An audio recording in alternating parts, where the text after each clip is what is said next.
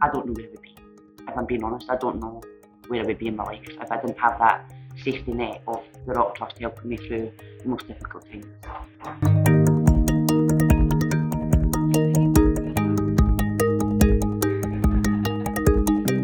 I was homeless inside Indians on Ferry Road, and they were trying to find me somewhere a bit more permanent for myself, and then they had noticed about the Rock Trust, so they put in a referral for myself to come into Rock Trust and to obviously get some sort of housing support if possible.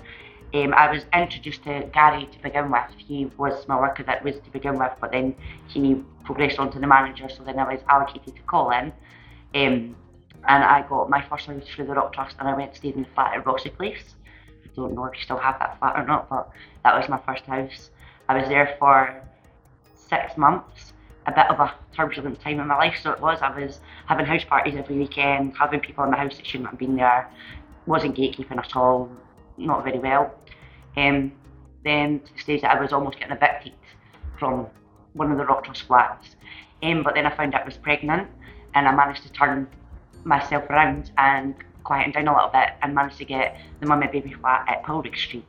So I moved in there, I had my daughter, and from there, like, Colin, Andy and all that supported me. Colin was a massive support for me. He was actually a rock for me at my point, because I didn't have any family at that time, so Colin was sort of my port of contact to get in contact with if anything was going wrong with my life and things. So it was really helpful to have that, obviously not having family involved, because both my parents had passed away.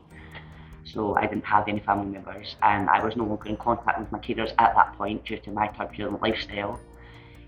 So yeah, Rock Trust supported me, helped me look after my house, helped me with my daughter. After that, Rock Trust supported me moving into my PSL flat, private sector leasing, that's part of Edinburgh Council. I moved to Wrestle-Rig, and Colin was supporting me still through with and coming to see me and helping me with whatever I needed help with, whether it be money situation, support with maybe social worker meetings and things. Going forward, I was still working with Rock Trust until I had my second child. I sadly lost custody of both of them due to I've been in a domestic violent relationship at the time, and I wasn't, as I say, I made no mistakes. We've got to learn from them, and I very much realised that I was a part of that problem as well. It wasn't just my partner. I wasn't able to keep myself safe, so I couldn't keep the children safe.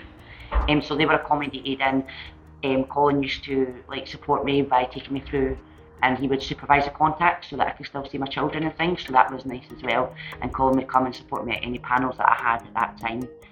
At that point, towards the end of it, that's when my contact with Rock Trust sort of stopped, because I was no longer in use of the services, and I think I'd reached the age cap at that time as well.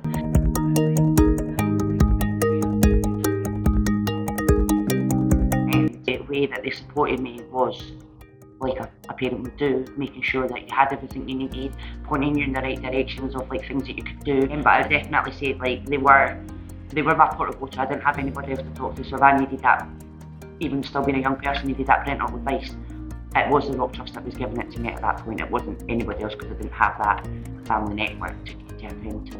And I have just managed to finish a 3-year nursing degree, fully qualified now.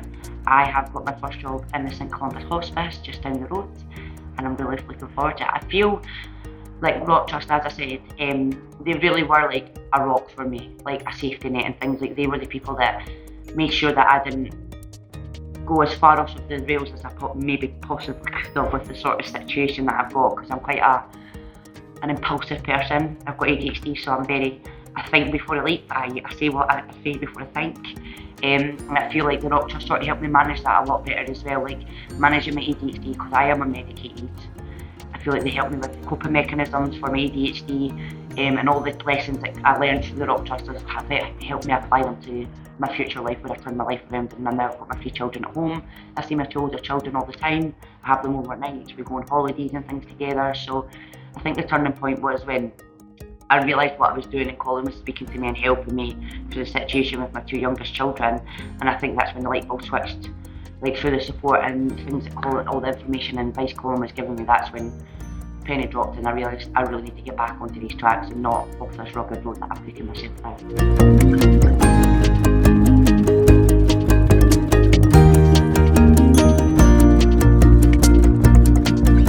think the problem with young people is like we come out after being in care and come out or say a turbulent lifestyle from when we were younger due to our parents.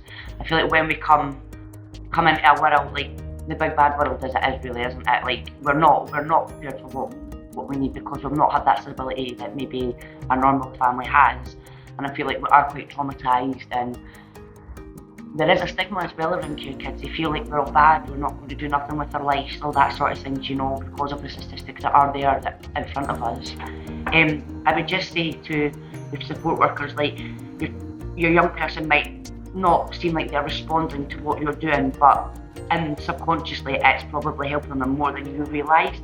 I will say with young people is just keep pushing and pushing and pushing, like doing what you're doing and keep trying your best, and don't give up.